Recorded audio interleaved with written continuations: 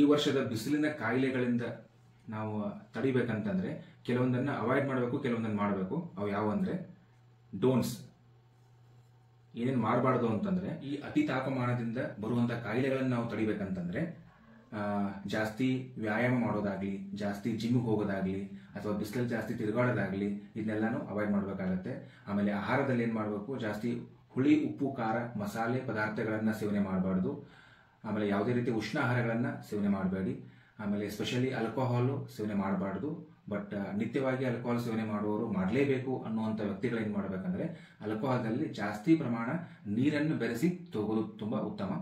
ಆಮೇಲೆ ರತಿಕ್ರಿಯೆಯನ್ನು ಸಾಧ್ಯವಾದಷ್ಟು ಅವಾಯ್ಡ್ ಮಾಡೋದು ಈ ಕಾಲದಲ್ಲಿ ಸೂಕ್ತ. ಜಾಸ್ತಿ ಮಾಂಸಾಹಾರ ಸೇವನೆ ಕೂಡ ಬಿಡುವುದು ಈ ಒಂದು ಉಷ್ಣ ಕಾಲದಲ್ಲಿ ತುಂಬಾ ಉತ್ತಮವಾಗಿ ಕೆಲಸ ಮಾಡುತ್ತೆ. ಹಾಗಾದ್ರೆ ನಾವೇನು ಸೇವನೆ ಮಾಡಬೇಕು?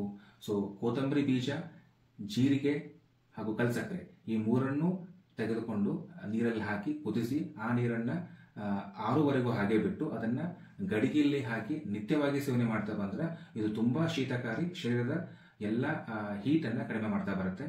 ನಿತ್ಯವಾಗಿ 1 ಗ್ಲಾಸ್ ಹಾಲಿನಲ್ಲಿ 1 ಚಮಚ ತುಪ್ಪ ಹಾಕಿ ಸೇವನೆ ಮಾಡ್ತಕ್ಕಂಥದ್ದು, ಎಳ್ನೀರನ್ನು ಯಥೇಚ್ಛವಾಗಿ ಸೇವನೆ ಮಾಡುವಂಥದ್ದು, ಎಳ್ನೀರಿನ ಜೊತೆಗೆ ಸ್ವಲ್ಪ ಹಾಲು ಹಾಗೂ ಕಲ್ಸಕ್ಕರೆಯನ್ನ ಸೇವನೆ ಮಾಡೋದ್ರಿಂದ ಈ ಬಿಸಿಲಿನ ತಾಪಮಾನವನ್ನು ನಮ್ಮ ಶರೀರದಲ್ಲಿ ಕಡಿಮೆ ಮಾಡ್ಕೋಬಹುದು. ಇದು ಅಲ್ಲದೇನೆ ಈ ಬೇಸಿಗೆ ಕಾಲದಲ್ಲಿ ನಾವು ಏನ್ ಧರಿಸಬೇಕು? ಸ್ಫಟಿಕ ಹಾರ ಹಾಗೂ ಮುತ್ತಿನ ಹಾರವನ್ನ ಧರಿಸಬೇಕು, ಶ್ವೇತ ವಸ್ತ್ರವನ್ನ ಧರಿಸಬೇಕು, ಹಾಗೂ ಸುಗಂಧ ದ್ರವ್ಯ ಲೇಪನ ಅಂತ ಕರಿತೀವಿ. ಸುಗಂಧ ದ್ರವ್ಯ, ಚಂದನ ಆಗಿರಬಹುದು, ಅಗುರು ಆಗಿರಬಹುದು, ಈ ದ್ರವ್ಯಗಳನ್ನ ಮೈಗೆಲ್ಲ ಹಚ್ಚಿ ಸ್ನಾನ ಮಾಡೋದಾಗ್ಲಿ, ಇಲ್ಲ ಅಂತಂದ್ರೆ ಸುಗಂಧ ದ್ರವ್ಯಗಳನ್ನ ಸೇಂಟ್ ಆಗಿರ್ಬೋದು, ಪರ್ಫ್ಯೂಮ್ಗಳನ್ನಾಗಿರ್ಬೋದು, ಇದನ್ನ ಯೂಸ್ ಮಾಡೋದ್ರಿಂದ ಶರೀರ ಹಾಗೂ ಮನಸ್ಸಿನ ತಾಪಮಾನವನ್ನು ಕ್ರಮೇಣವಾಗಿ ಕಡಿಮೆ ಮಾಡ್ಕೋಬಹುದು. ಇದಲ್ದೇನೆ ನಿಮಗೆ ತುಂಬಾ ಹೀಟ್ ಜಾಸ್ತಿ ಆಗಿದೆ, ಶರೀರದಲ್ಲಿ ಪಿತ್ತ ಜಾಸ್ತಿ ಆಗಿದ್ರೆ ನಿಮ್ಮ ಹತ್ತಿರದ ಆಯುರ್ವೇದ ಶಾಪಿಗೆ ಭೇಟಿ ಕೊಡಿ. ಅಲ್ಲಿ ಲಘುಸೂತ ಶೇಖರ ಮಾತ್ರೆಯನ್ನು ನೀವು ನಿತ್ಯವಾಗಿ ಬೆಳಗ್ಗೆ 1 ರಾತ್ರಿ 1 ಸೇವನೆ ಮಾಡಬಹುದು. ಇಲ್ಲ ಅಂದ್ರೆ ಸಾರೀವ ಅಂತ ಕರಿತೀವಿ.